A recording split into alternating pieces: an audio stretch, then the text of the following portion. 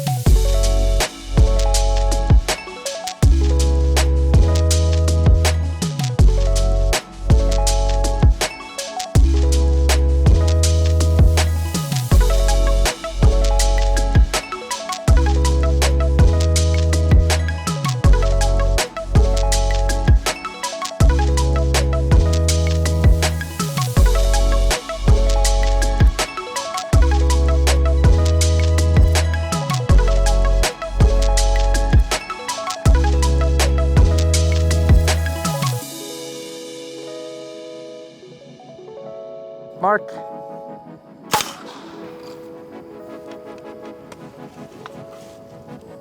Violet.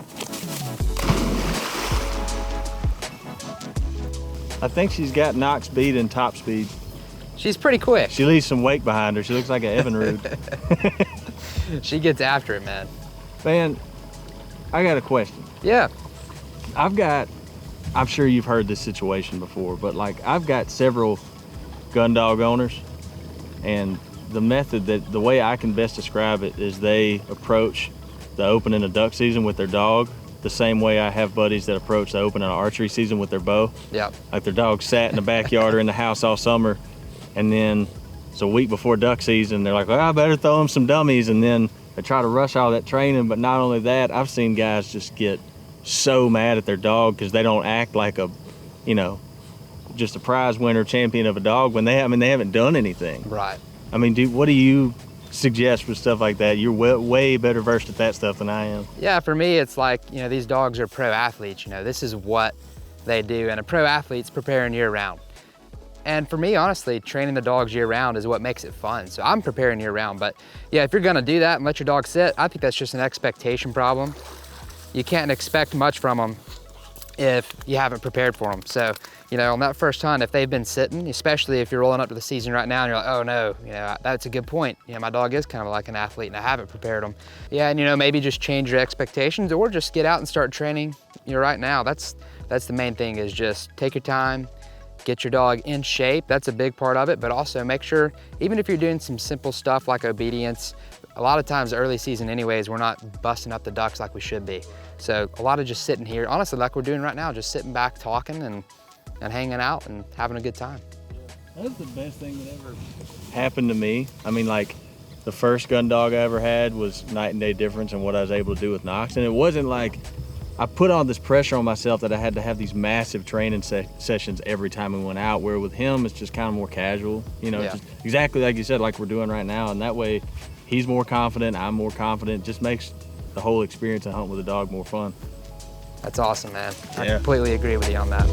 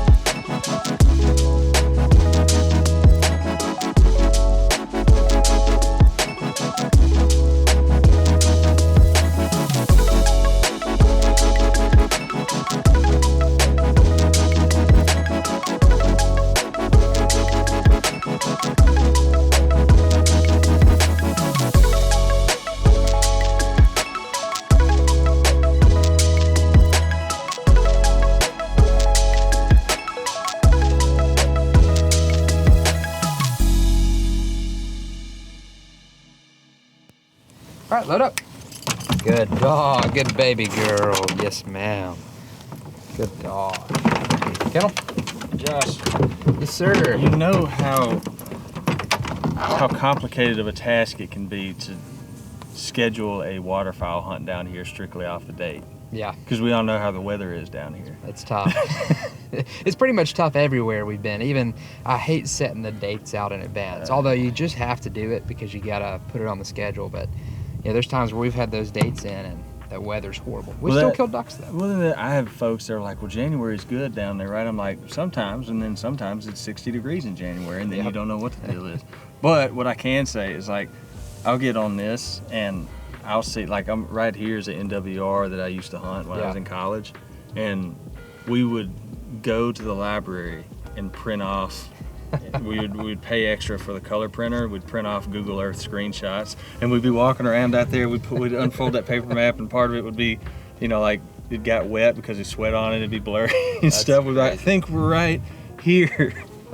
Well, this stuff it's nice, man, to be able to do this. But you know, growing up in Mississippi, I've definitely got some options that we can look to, like this area right in here.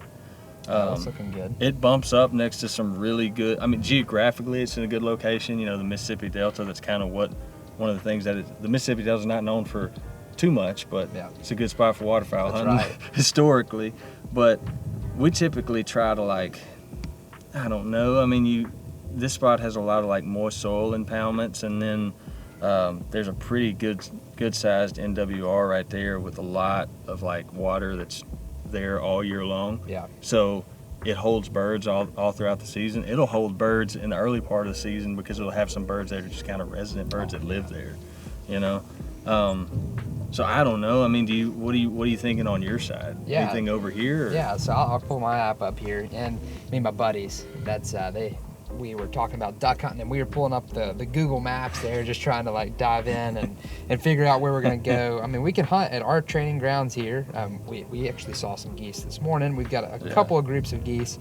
Maybe not like, I mean, it's pretty much guaranteed, but it's also not like we're not gonna just get a ton of geese. We could get some wood ducks.